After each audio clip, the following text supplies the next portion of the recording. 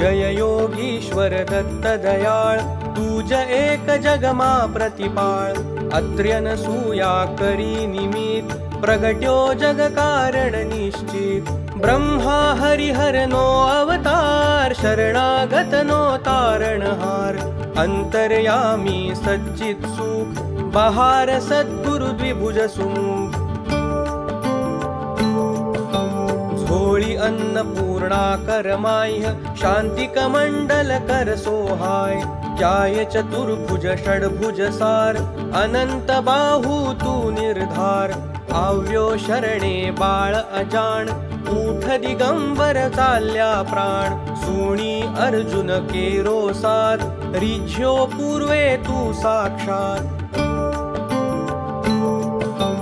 दिधी रिद्धी सिद्धी अपार अंते मुक्ती महापदसार कीधो आजे केम विलंब तुझ विण मुझने नालंब विष्णु शर्म द्विज कार्यो एम जम्यो श्राद्ध मा देखी प्रेम जंभ दैत्य थी त्रास्या देव किधी मेरते त्या तत्खेव विस्तारी माया दितिसूत इंद्र करे हाणाव्यो तूर्त एवी लीला कैकै शर्व किधी वर्णवे कोते सर्व दोड्यो आयु सुतने काम कीधो एने ते निष्काम बोध्याय दुने परशुराम साध्य देव प्रह्लाद अकाम एवी तारी कृपा अगाध केम सुणे ना मारो साध दोड अंत ना देख अनंत मा कर अधवच शिशुनो अंत जोई द्विज स्त्री केरो स्नेह थयो पुत्र तू निस्संदेह स्मर्तृगामी कलितार कृपाळ तार्यो धोवी छेक गमार पेट पीड धी तार्यो विप्र ब्राह्मण शेठ उगार्यो क्षिप्र करे केम नामारी भार जो आणी गम एक जवार शुष्क काष्ठने आण्या पत्र थयो केम उदासीन अत्र जर्जर वंध्या केरा स्वप्न कर्या सफळते सुतना कृत्स्न करी दूर ब्राह्मण नो कोड कीधा पूरण एना कोड वंध्या भैस दुझवी देव हर्यु दारिद्र्य ते तत्खेव झालर खाई रिझ्यो एम दीधो सुवर्ण घट सप्रेम ब्राह्मण स्त्री नो मृत भरथार कीधो सजीवन ते निर्धार पिशाच पीडा कीधी दूर विप्रपुत्र उठाड्यो शूर हरि विप्रमद अंत्य जहात रक्षो भक्त त्रिविक्रमतात निमिष मात्रे तंतुक एक पहुंचाड्यो श्री शैले देख एकी साथे 8 स्वरूप धरी देव बहुरूप अरूप संतोष्या निज भक्त सुजात आपी परचाओ साक्षात यवन राजनी टाळी पीड जात पातनी तनेन चीड रामकृष्ण रूपे तेम कीधी लीलाओ कैतेम तार्या पत्थर गणिका व्याध पशुपंखी पण तुझने साथ अधम उदाहरण तारूनाम गाता सरेन शाशाकाम आधि व्याधि उपाधि सर्व टळे स्मरण मात्र थी शर्व मूठ चोट ना लागे जाण पामे नर स्मरणे निर्वाण डाकण शाकण भैसासूर भूत पिशाचो जंद असुर नासे मुठी दैनै तूर्त दत्त धून सांभळता मूर्त करी धूप गाये जे एम दत्त बावनी आस प्रेम सुधरे तेना बन्ने लोक रहे न तेने क्या येशो दासी सिद्धि तेनी थाय दुख दारिद्र्य तेना जाय पावन गुरुवारे नितनेम करे पाठ 52 सप्रेम यथावकाशे नित्य नियम तेने कधी न दंडेयम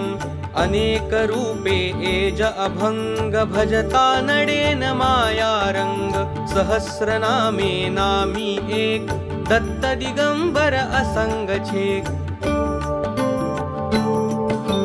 वंदू तुजने वारंवार वेद श्वास तारा निर्धार थाके वर्णवता जाशेष कोण रांक हु बहुकृतवेश अनुभव तृप्ती नो उद्गार सुणी हसे ते खाशे मार तपसी तत्वमसी ए देव बोलो जय जय श्री गुरुदेव बोलो जय जय श्री गुरुदेव बोलो जय जय श्री गुरुदेव।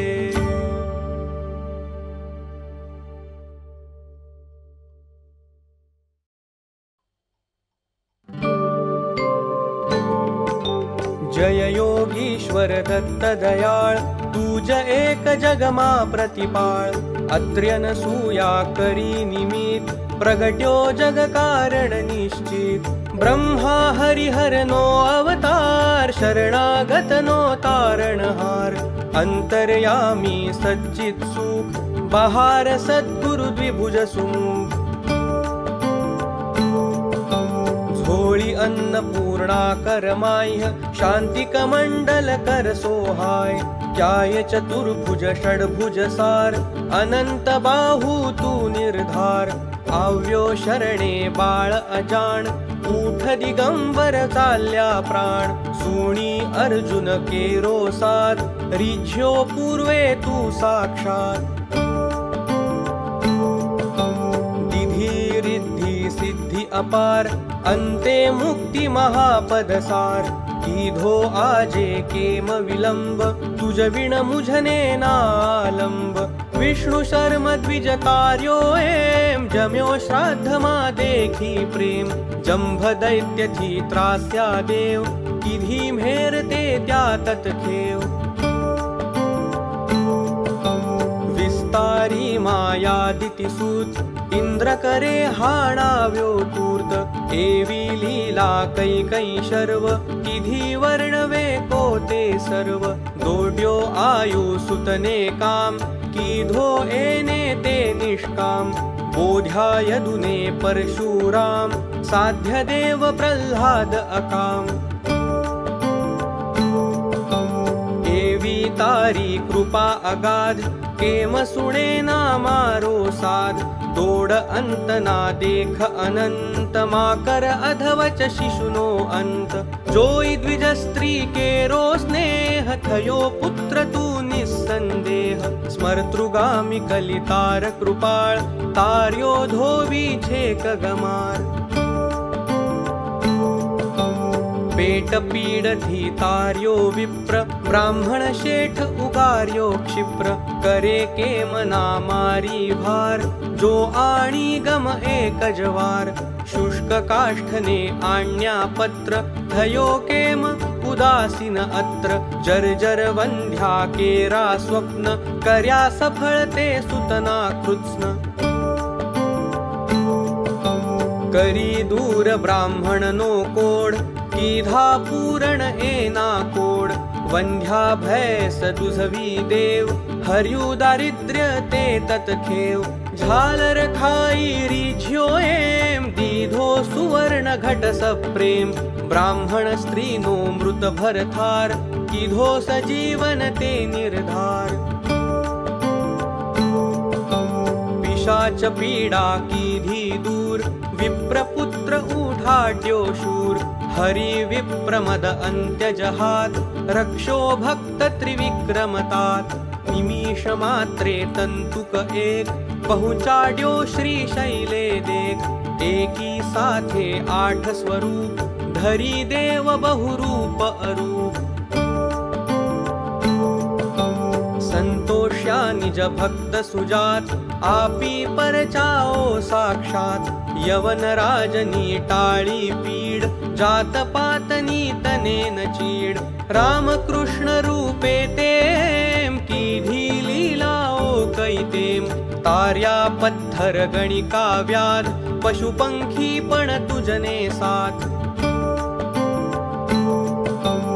अधम उदाहरण तारूनाम गाता सरेन शाशाकाम आधिव्याधि उपाधि सर्व टळे स्मरण मात्र थी शर्व मूठ चोट ना लागे जाण पामे नर स्मरणे निर्वाण डाकण शाकण भैसासूर भूत पिशाचो जंद असुर नासे मुठी दैनै तूर्त दत्त धून सांभळता मूर्त करी धूप गाये जे एम दत्त बावनी आस प्रेम सुधरे तेना बन्ने लोक रहे न तेने क्या ये शोक दासी सिद्धि तेनी थाय दुख दारिद्र्य तेना जाय बावन गुरुवारे नितनेम करे पाठ बावन सप्रेम यथावकाशे नित्य नियम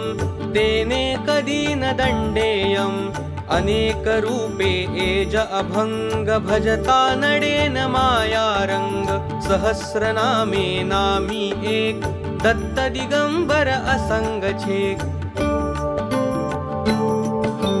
वंदू तुजने वारंवार वेद श्वास तारा निर्धार थाके वर्णवता जाशेष कोण रांक हु बहुकृतवेश अनुभव तृप्ती नो उद्गार सुनी हसे ते खाशे मार तपसी तत्वमसी ए देव बोलो जय जय श्री गुरुदेव बोलो जय जय श्री गुरुदेव बोलो जय जय श्री गुरुदेव।